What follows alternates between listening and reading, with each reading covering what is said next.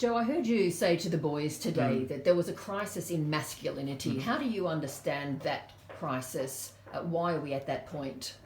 My understanding of that, or my view on that, is that I think we've misdefined courage, as in we don't have a reasonable, rational, proper definition of what courage means. I think in the one sense, if we think of courage as imposing your will on someone else or being violent, that's a very hegemonic definition of the word, and actually it's really unhelpful. What we need is actually a better definition of courage, which is around the courage to be vulnerable, the courage to actually show yourself warts and all and say, this is who I am, these are the parts of me that are, that aren't yet where I would like them to be. And I think when men start having the courage to be vulnerable, then we will see a change.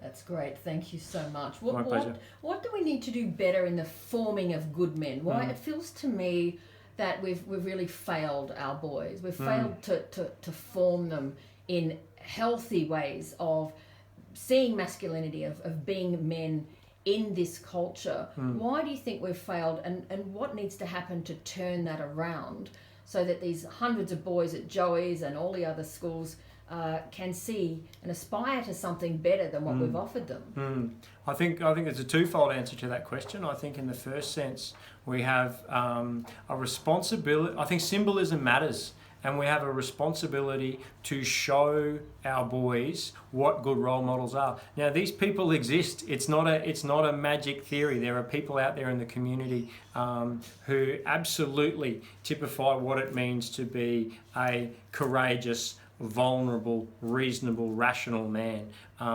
But we need to show that to our boys, and we need to show that on a broad scale.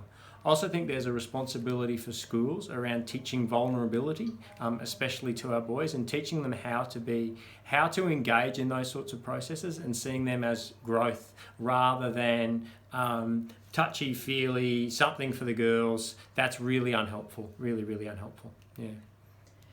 And do you feel there is a shift happening where more schools are recognising that we have to urgently intervene in the lives of boys if they're going to have good lives and all those around them are going to have good lives? Do you think something is shifting there? I can't speak on behalf of other schools. Certainly we've really identified a need here in terms of the way we engage our boys. That's around classroom learning, but also broader than that. I do feel that more of these conversations are starting to happen, but I do think that shift is very much in its infancy, and the conversation will bear fruit when it's backed by action. And we're not there yet.